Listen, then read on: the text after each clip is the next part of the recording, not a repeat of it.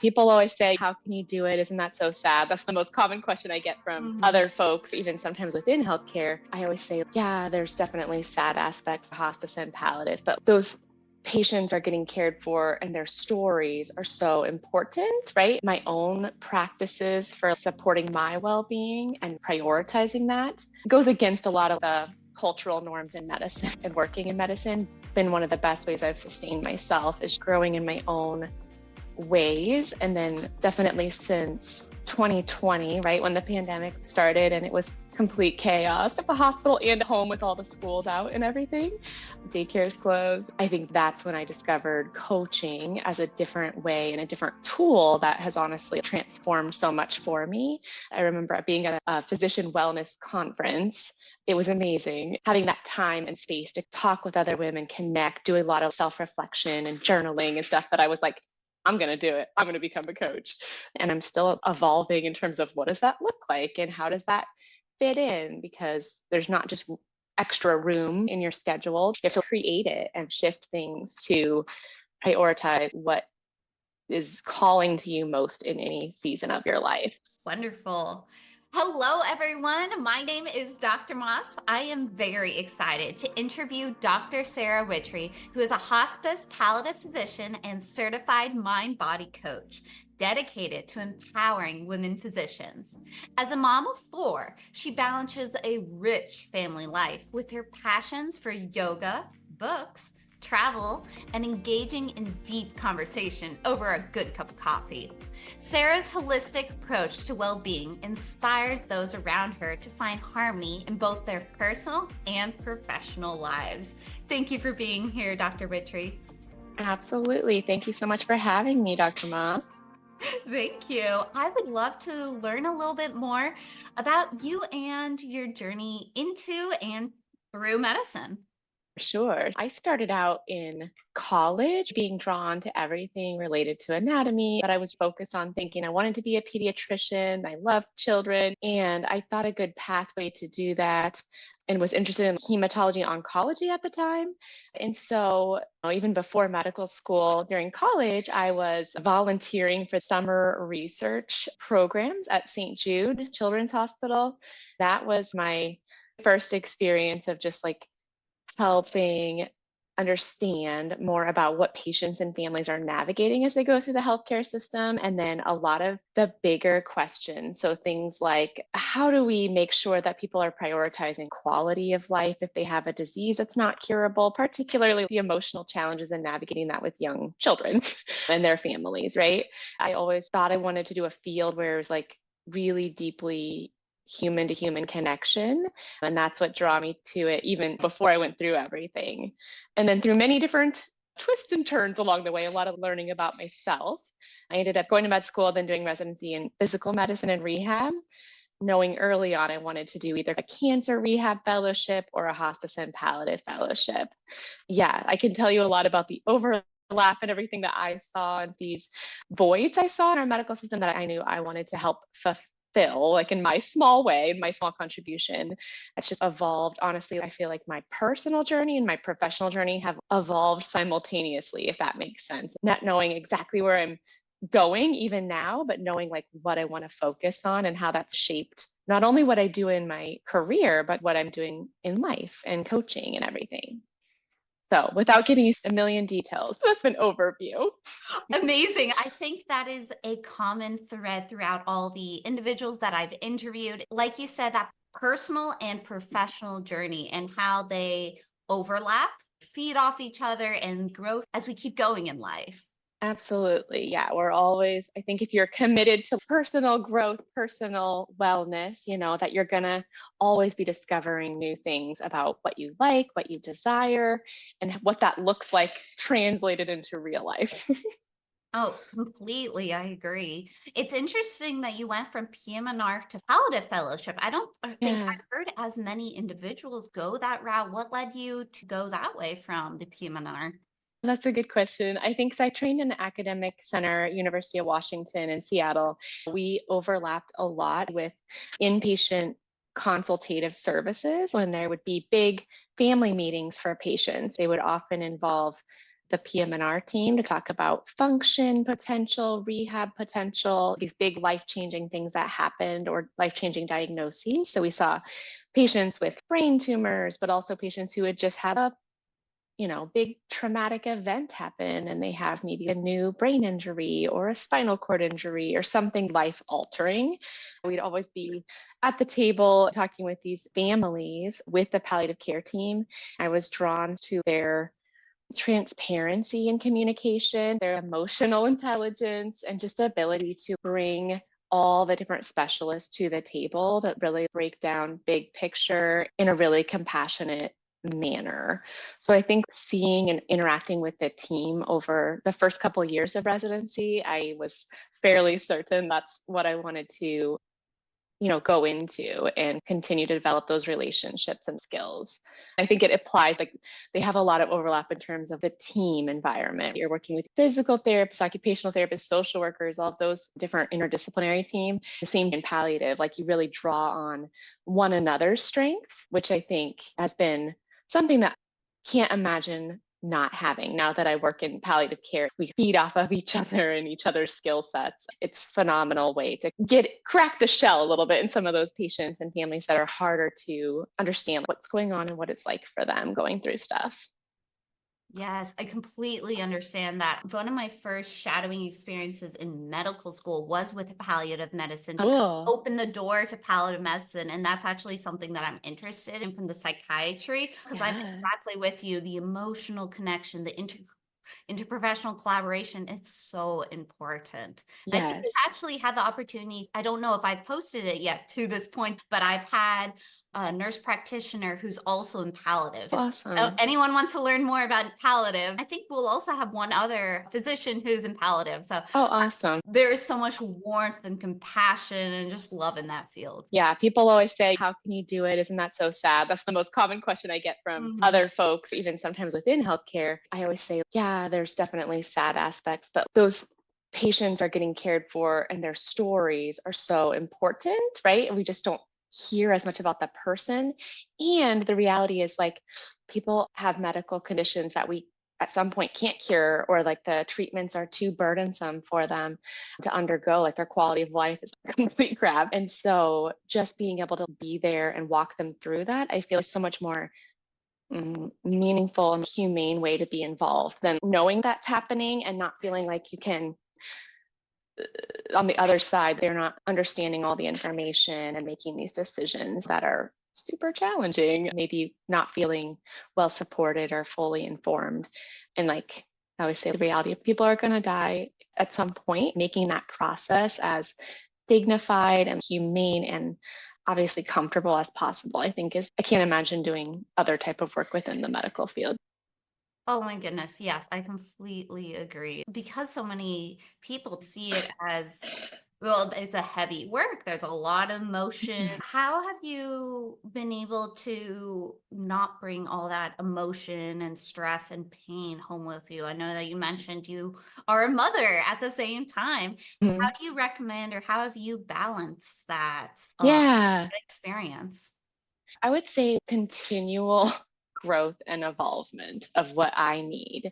Starting out not really knowing exactly what that meant, but always having like an awareness, I think, that was going to be needed in this field, particularly. And if you approach it as a skill set you can develop, that is pretty empowering. Honestly, having my own practices for supporting my well being and prioritizing that goes against a lot of the cultural norms in medicine. Working in medicine, one of the best ways I've sustained myself is growing in my own ways. And then definitely since 2020, right, when the pandemic started and it was complete chaos at the hospital and home with all the schools out and everything, daycare's closed, it was crazy.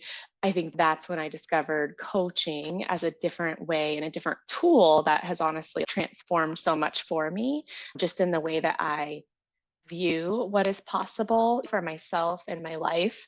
And that sounds grandiose, but it's true. Just being able to understand and receive support from a community, which you know is really important, but you don't always practice it. I think that's been those kind of practice this for myself and then being consistently able to be supported by a community of like-minded women, professionals and working moms has been probably the biggest game changers for me in terms of how I'm able to continue to show up how I want to as a mom in my home, all different aspects of me to work and home, but there's so much integration across them now. I used to view it as like you turn one off, you turn the other on, you know? Yeah, I hear you. That makes sense. And you mentioned coaching, and it's so interesting. It seems a common theme that I'm hearing. A lot of successful women physicians are bringing on this coaching aspect. I'm excited to hear more because, in my mind, coaching is like you yourself coaching other women. How did that come about in your life? You mean coaching for myself Well, or is it, are you yeah. saying you got coach and Oh then yeah. others, or how did that work? I discovered coaching for myself, like physician coaching, and grabbed onto it like a life raft during the pandemic because things were just so unstable. It was a way that allowed me so many perspective shifts. So I feel like because I was able to experience how much things transformed for me in coaching myself, even without any situations changing. I was feeling burnt out. I was feeling exhausted initially after a few months of going through some coaching, both in the one-on-one setting and a group setting. Nothing had changed. Like I was still working full time. I still had 4 young children. I was still playing all these roles, but the way I showed up to them and the way I felt about my capacity to handle them and have more agency in my experience was vastly different. And I think when I was integrating that work, I was able to say, oh my gosh, everyone needs this, right? Not just physicians, but everyone who's balancing life needs this support. It was something I had not experienced before. I'd done a lot of therapy and self help books and podcasts and a lot of the personal development work. But coaching, I feel like, took it to very much a next level. And then once I had experienced that for myself, I was on the fence for a while. I was like, I can't be a coach. I have too many things on my plate. And then it was almost like using coaching to open up a little bit wider, exploring it and asking really good questions. A lot of what coaching is to lead you to your own answers, essentially, that are you already know, but they're all like covered up by societal expectations and things you believe are fixed, but actually aren't. And so, as I continued to explore that, I remember being at a physician wellness conference. It was last May. It was amazing having that time and space to talk with other women, connect, do a lot of self reflection and journaling and stuff. But I was like, I'm going to do it. I'm going to become a coach. That's where I announced it to other people and it made it very real and tangible. And then I think it's just a matter of from that vision, like implementing it and taking steps into making it happen. And I'm still evolving in terms of what does that look like and how does that fit in? Because there's not just extra room in your schedule. You have to create it and shift things to prioritize what is calling to you most in any season of your life. So that's where I'm at right now, is figuring out how that works together and how to split my time to do the things I want to do in a sustainable way. Yes. Okay. That makes sense. And it's interesting that you said ask questions to develop your own answers. It almost makes me seem like a part of therapy, like having the person develop their own, like you can't tell them what to think, you can't tell them what to do. But can you talk a little bit more of how is coaching different? Is going to therapy, mentoring. There's so many different words I've Sure, thrown out there. Special about absolutely. coaching. I think coaching is taking a person who is functioning already and helping them to up level to function even more how they desire to be.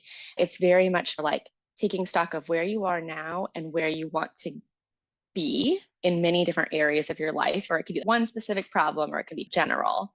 I think a process of bit more solution focused, right? Like tangible solutions. There's definitely some drawing on the past, but not as much as in therapy. I feel like where you're starting in therapy with a diagnosis, like you have anxiety, you have depression, you have this sort of label, reaching back into why those patterns developed and how they've come to be and what to do from there versus coaching. There's an awareness, layers of awareness, right? But it's more focused on not staying stuck and unpacking where you're at right now. It's about how can I? It's much more generative, imaginative. It just really expands your perspective, right? It just widens your lens in so many ways. The difference in coaching. And there's definitely niches with particular life coach decisions or parenting coaches or career coaches, right? There's very specific things that people seek help with. But I just feel like the coach offers a container for people to be able to explore where they are, where they want to be, why it matters to them, and then the path to helping them chart their own journey. That is so interesting. Thank you so much for explaining that. I can definitely see how helpful that can be for individuals at different stages, whether that is a clear path of I want to get into this residency or I want a specific job, but can really be in all different wides. I think actually the first time I got to do coaching was at a American Women's Medical Association AMWA conference. Oh, They cool. only have a 15-minute block, and I talked with one of the coaches on my residency application. I wanted to go to residency, obviously, we all do, but Yes. my challenge was failing step. And so we talked about how we were going to talk about failing step, if that was actually a challenge or was I making it so much of a challenge in my own mind. I realized through that it was like a yes, there's society. It was a lot of separating of, okay, it happened in the past, but yeah, it's interesting. Yeah. What are you going to do with that now? Or what's the story you tell yourself about that? I think is a lot of it too. Yeah. Because that subconsciously leads us to what we think we're capable of, what we think is possible for us. It's a lot of those like stories that we're maybe not aware of. So a lot of coaching is like bringing awareness. I get it. I see what you're saying. It was my own battles, my own limitations when maybe it wasn't actually a limitation. When you mentioned burnout, for all the physicians that are dealing with burnout, can you just talk a little bit about what that looked like, how you were able to manage? What did burnout really look like for you? That is a good Because question. it shows differently in different people. I think when I was in the deepest part of burnout, which was a few months into the pandemic, I just felt almost numb. I was moving through, doing the things. I was still showing up to work and seeing patients. I was coming home physically around my children, taking care of their needs, but I felt almost robotic. It was just a rinse and repeat. And I remember feeling, oh, another day. And I would have to psych myself up to go to work, to see each patient. It was trudging through mud. It didn't feel good, but at the time I remember thinking, I just have to get through. And that was the feeling I always had. I just have to get through this time, this next half a day or whatever, this week. There was always this moving goalpost to get through, but that was the thing I was measuring. It was like that idea of surviving but not thriving. And I just did not feel like myself. I didn't feel connected to myself. I didn't feel like there was a lot of hope for improvement, I think was another thing. And I was just really sucked into this tornado of the work culture and everyone complaining all the time. And that was what I was in. And so that was what I experienced more of. It was just this, oh, all these things need to change in the system. It's so messed up. It's so broken. And parenting is so hard. And everything was just like a slog, is how I would best describe it. Like, it seemed inconvenient. You know what I mean? Yeah, I can imagine that grayness, that cloud. So was coach like what came next in that period? How did you take next step forward? Yeah. So I think the first coaching community I was part of, I had done some physician one-on-one coaching, like single sessions. Those were powerful in that even if I didn't have a tangible thing I was doing or changing, it opened me up to there is hope, there is possibility. Like it doesn't have to stay like this forever. The group coaching container I became a part of was for professional working moms, not necessarily physicians, but all types all over the country. I honestly think it was the community of showing up on these calls, talking with other women, hearing their stories, and the vulnerability that was created that powerful connection and sense of you're not alone. You're not crazy that this is happening to you. It makes sense that this is how you're feeling, and almost offered me that compassion for myself, which I didn't think I had. I thought I was doing something wrong, or I just needed to find a better system to meal plan and then family life would be easier. And that's not how it works. I interviewed a psychiatrist and she said, we are in the profession of giving hope. And that kind of stuck with me, just that idea of when you're in that negativity, it seems to be a common thing of not having hope. Magical how just grabbing onto something, whether that is someone you love, building a community, just like you said, learning you're not alone is huge. Yes, it really is. It's just really helpful within coaching as well with the community, because you can clarify, like you see parts of yourselves in others, right? And in their stories and their struggles. And I think that you can not only relate to them and encourage them, but you can also use each other as accountability. We are not stuck in this and we want better. We believe better is possible for us, whatever that looks like.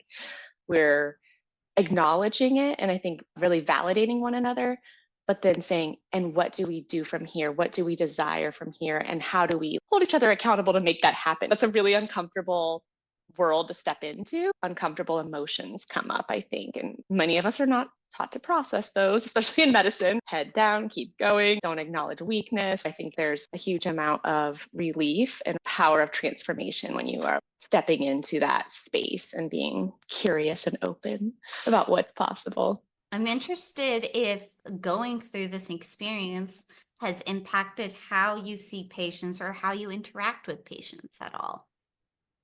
Yes. How is that translated in the professional lens? Yeah, I feel like I'm able to be more authentically myself with patients. I think that's the biggest takeaway. Like I used to put on some facade of the power differential. I embrace that and be like, okay, they're looking to me as this expert and they need me to act a certain way and not admit if I don't know something. Palliative kind of strips away a lot of that because you're talking about things that are really challenging and people haven't shared. You have to develop a rapport pretty quickly to be able to get some of those deeper layers and to address some of those things, like knowing you have less than a year left. What's most important? That's not just something you share with anyone.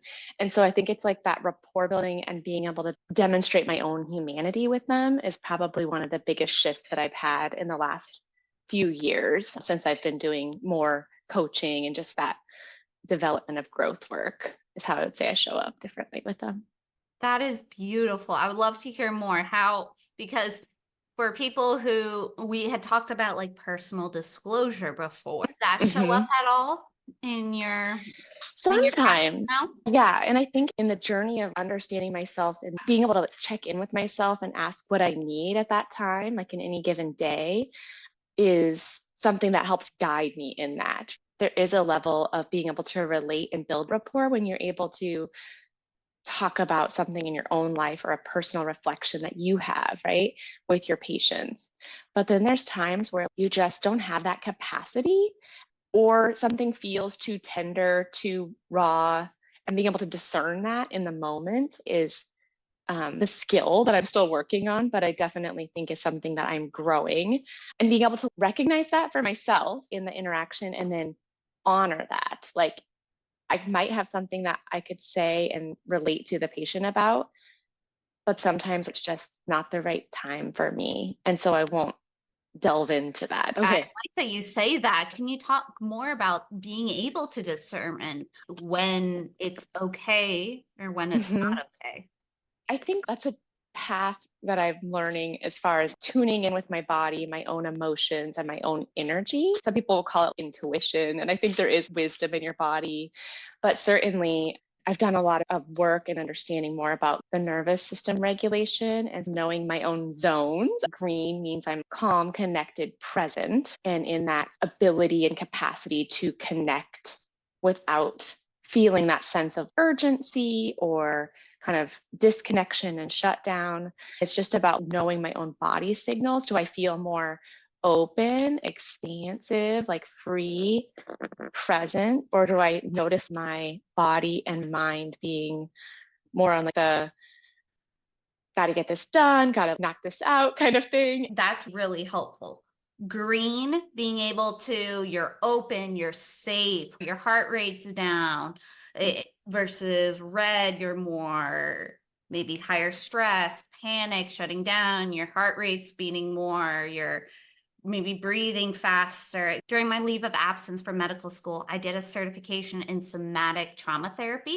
That is something that I try to bring, like the knowledge of our body and how we present that, and try to tune into that when we're talking with patients. We're human. We have our own ups and downs based on what the patient's saying. So I really loved what you said there. Even in trying to connect with the patient, you're in tune with your own body. That's phenomenal. The skill of interoception, like noticing your body's signals. Yes, I love that. Interoception, energy. Sometimes people are really overwhelmed with how to start. How do I grow interoception? That seems very powerful, but what do I do about it? I always suggest the first one being like noticing your physiologic cues and attending to them, not delaying them. I'm sure that in residency training, you are conditioned to not pee or eat for hours and hours. It's honestly something I have to tell myself. Like when I feel an urge to pee, there's a tendency for us to be like, I'm just going to finish this note or these other tasks. But to notice it, be like, I have to pee. And then going to do it is going to build that skill with yourself and trust with yourself. It sounds simple and silly, but it's like my body has a need or it's expressing something to me and I'm noticing it and doing something about it, right? Getting that snack, getting that water, not putting yourself off and living from like neck up in our thinking brains. Amazing. That will be really helpful for people. You gave very tangible ways. It is hard. We're in a society where we learn, and you're talking about in medicine, a complete society, a community of our bodies don't matter. We have to be brain and attention. Like we have to be as far separated from our own needs as possible. Right. For sure. I love that. As we start to close off, you said so many amazing things, but do you have any final pearls of wisdom or advice for other health professionals who maybe are struggling with burnout, health conditions, or even disabilities? Imagine the possibility for yourself that wherever you are and whatever's a struggle for you, ongoing issues that you're just like, these are really horrible and they don't feel like I've tried a lot of things to change and it doesn't feel like I'm getting any traction. I would just encourage people to not close themselves off from discovering more or being curious about whether or not there's something they haven't tapped into. Another idea is, in other words, we have a lot of limitations in what we think is possible or what we think it has to look like in any certain way. And I think there's always at least a handful, if not dozens of other ways that it could look. If you want to be a mom and have kids, if you want to be a mom, have kids, and be a doctor, and you're like, I'm going to have to sacrifice, something's going to always be not well. It's like that, challenge that belief, right? Challenge it. Imagine what it looks like if you are in charge and you're driving your own boat of life, or whatever analogy you want to use. Truly, you have the power to create that. And I will say, speaking honestly, no one else is going to come do that for you. So if you want to create the life you desire, there's resources, tools, a lot of support, but you have to be the one to make that decision and believe that's possible for you. I love that. Create the life you desire. Yeah.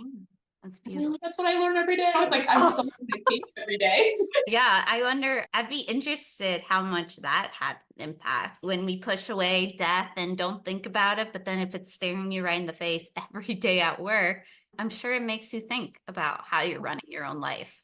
Totally does. It's like a clarifying filter of how to live well and what really matters.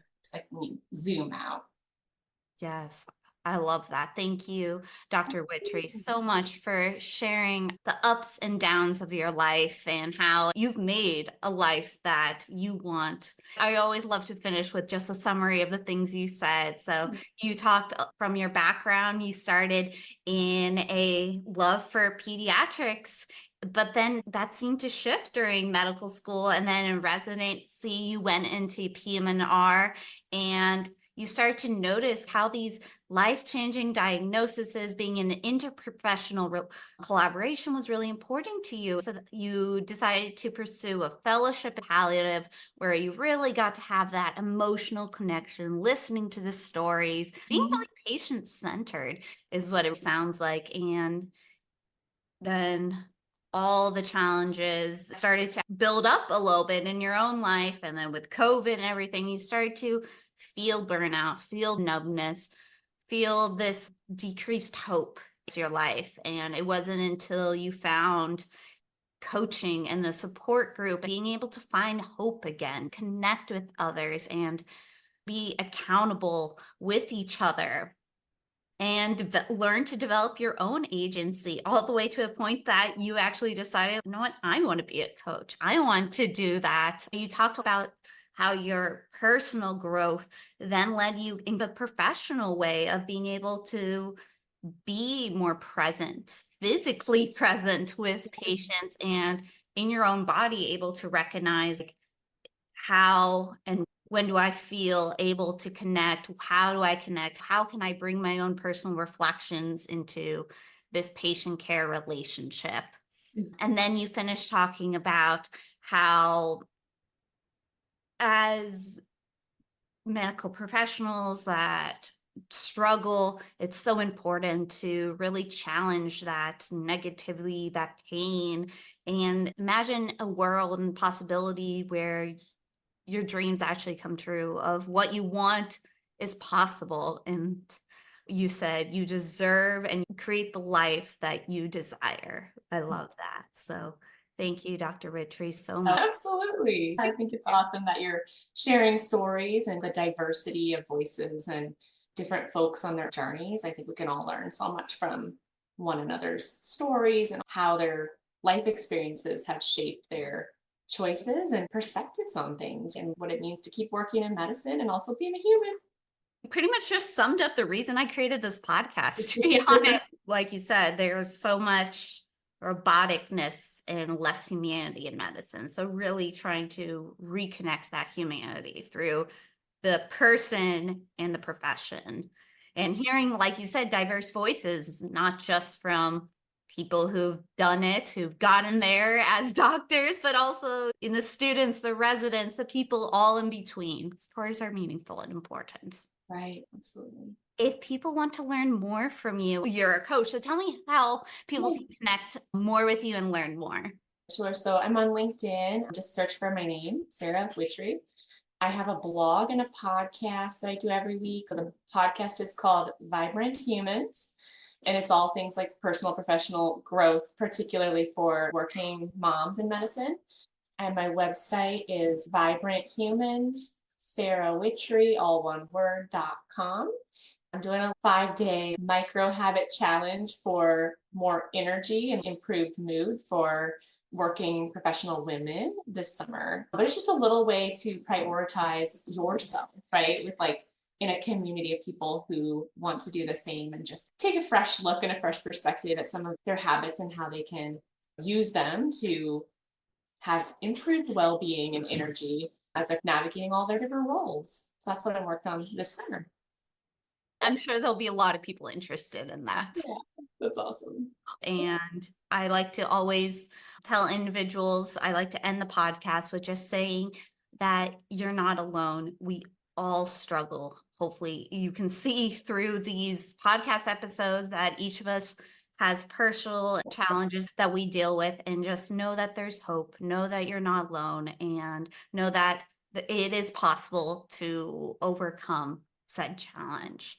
And so thank you everyone for listening in. If this is the first time, make sure, of course, you subscribe, but also share it with one other person that you think might resonate, someone that you think this episode or podcast will resonate with. You can see more of the episodes on my website, medpsychmoss.com/podcast. You can see my blog with all my challenges in medical school, failing step, going through leave of absences, infertility, all the different things. So if you resonate with any of those, you can go to the blog, and I look forward to seeing you all next time. Thank you, Dr. Wittry. Thank you so much for having me. It was so fun.